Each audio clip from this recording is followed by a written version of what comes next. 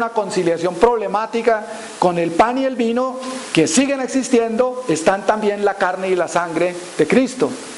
El Concilio de Trento vuelve a Santo Tomás y adopta la teoría de Suárez, que es un comentador de Santo Tomás en el Colegio Romano, es un jesuita, y lo toma como la versión oficial, empleando la idea de los modos sustanciales, que son los que amarran las formas a las materias.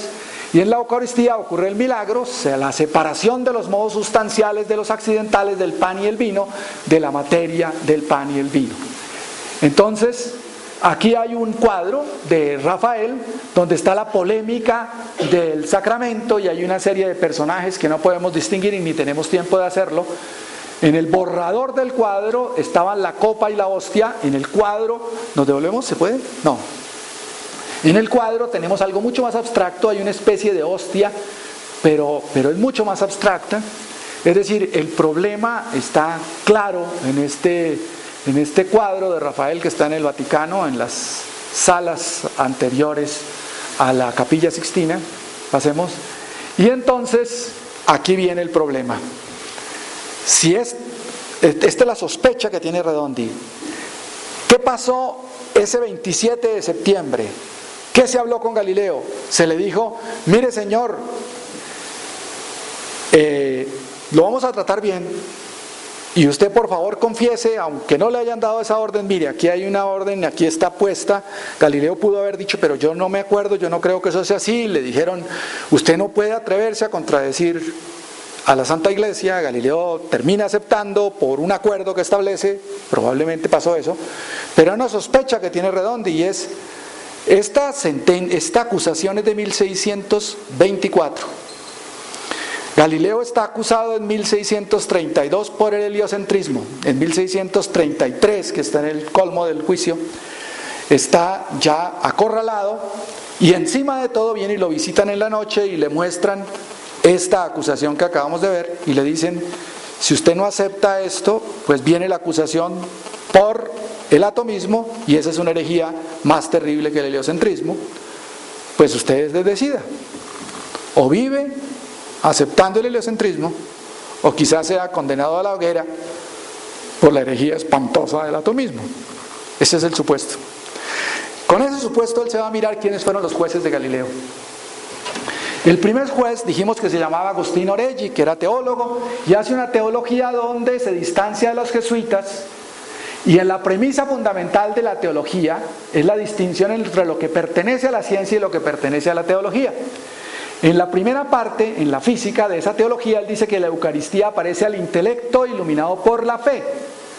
Y en la tercera parte dice que la transustanciación es una creación y que no debe ser vista desde una perspectiva racional. Ese es el primero. El segundo juez se llama Zacarías Pascualigo, es teatino. Los teatinos son enemigos de los jesuitas. Hay una competencia de misiones entre ellos en el Medio Oriente. Decían que San Ignacio de Loyola, el militar que había dicho que había creado la orden de los jesuitas, había sido expulsado de la orden de los teatinos. Obviamente los jesuitas decían que era una mentira infame. Los jesuitas estaban en una pelea terrible contra el Papa también por los castrados. Cualquier cosa para presionarlo valía. El Papa tenía un coro celestial y ese coro celestial estaba lleno de castrados. Y entonces comenzaron a atacar al Papa diciendo que eso era pues la nueva Constantinopla, que eso era la descomposición absoluta, que estaba propiciando la castración el Santo Padre. Y el Santo Padre decía, yo no tengo la culpa de que ellos hagan eso, yo lo único que tengo es un coro y ellos quieren meterse allí. Pues un sacrificio tan banal como ese para poder pertenecer al coro papal. En las situaciones entonces que él supone que el cuerpo no es, los jesuitas han dicho que el cuerpo no es propiedad sino usufructo. Pascualigo dice que tienen derecho estos cantores a usar su cuerpo y pues obviamente hay que separar el cuerpo del alma, hay que distinguir el cuerpo como algo distinto y entonces dice que no ve cómo la física y la teología tengan que confundirse en una sola ciencia. Después de que muere Urbano VIII, la teología de este teólogo va a parar al índice también de los libros prohibidos. Entonces tenemos dos teólogos que probablemente son partidarios de distinguir entre la fe y la ciencia. Y el tercer juez es Melchor y Jofer. ¿Qué hace ese jesuita anticopernicano ahí? Pues bueno, lo encontró el padre Ricardi, que era amigo de Galileo. Y resulta que es teólogo, matemático y astrónomo anticopernicano, pero está en Roma citado por la congregación del Índice, él también. Resulta que él ha sido llamado porque ha escrito un libro sobre una carta que dirigió la Virgen María a los habitantes de Mesina en el año 62. Todo el mundo le dice que tenga cuidado, que uno no sabe si en el año 62 la Virgen estaba todavía entre nosotros, que no sabemos si la Virgen sabía escribir, que esta carta es sospechosa. Y él ha escrito una reivindicación de la verdad de la carta de la Virgen María a los mesanenses. Y le dicen que tiene que corregir el libro, y él corrige el libro, publica un nuevo libro que se llama Conjetura muy racional y verosimilitud de la carta, de la existencia de la carta de esa Virgen María a los mesanenses. Pero lo único que cambió fue el título. El libro por dentro está idéntico. Entonces la Inquisición lo llama y le dice: usted no se burla de nosotros, ¿qué está haciendo usted? Y entonces Ricardi le dice al Papa: encontré el jesuita que estábamos buscando. Tenemos entonces dos teólogos partidarios de la distinción y un jesuita que no puede moverse. No puede moverse. Está condenado a aceptar lo que le pongan encima, siendo jesuita. Todo esto que yo acabo de decir realmente es absolutamente una hipótesis. Permitiría entender por qué habla Urbano de que esa es la materia más perversa y la más grave y peligrosa. Permitiría entender por qué no quiere que Florencia se meta, pero que dice que Galileo era su amigo. Permitiría entender que Galileo hubiera cambiado de posición después de la conversación con el juez, con Vincenzo Maculano.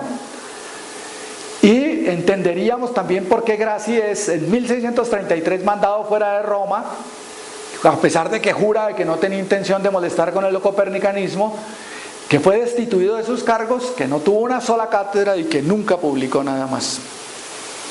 Realmente la última cosa que digamos ha llegado hasta nosotros fácilmente, muy sistemática, es un libro enorme de Antonio Beltrán, un español, que sigue insistiendo en que esto no fue para nada definitivo, en que probablemente ni siquiera la presión de los jesuitas era definitiva, que lo que ocurrió era que el Papa no podía tolerar, porque era un hombre muy autoritario, no podía tolerar que Galileo se hubiera burlado de él, tanto en el prefacio como en la conclusión, y que hubiera escrito un libro contra su voluntad, afirmando lo que solamente debía plantearse como hipótesis.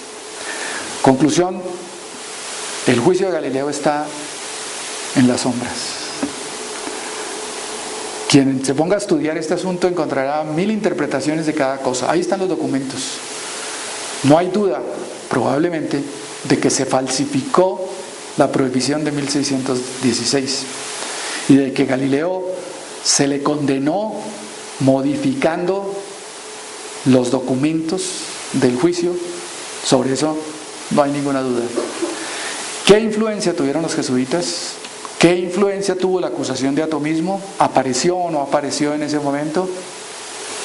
¿Y qué influencia tuvo la guerra entre Francia y los Habsburgo para esa decisión? Es algo que podemos inferir, pero no tenemos conclusiones definitivas al respecto. Esa es toda la historia. Ahora pues podemos conversar, si hay unos minutos para hacerlo. Pienso que el prólogo no solamente hizo eso, de hacer una escritura evidentemente obligaba a leer entre líneas, sino que además pone el prólogo en letra distinta, como diciendo explícitamente: estoy obligado a decir esto. Pero en ese momento Galileo no estaba todavía en la trampa de la Inquisición. Hasta la publicación del diálogo, Galileo pues está bien. Tiene las contradicciones con el Papa, que quiere que se meta esa introducción y la conclusión, y intervienen todos. Florencia lo apoya de una manera extraordinaria todo el tiempo. Todo el mundo intenta intervenir con el Papa, que es florentino, pero evidentemente hasta el momento de la publicación Galileo está convencido de que él puede publicar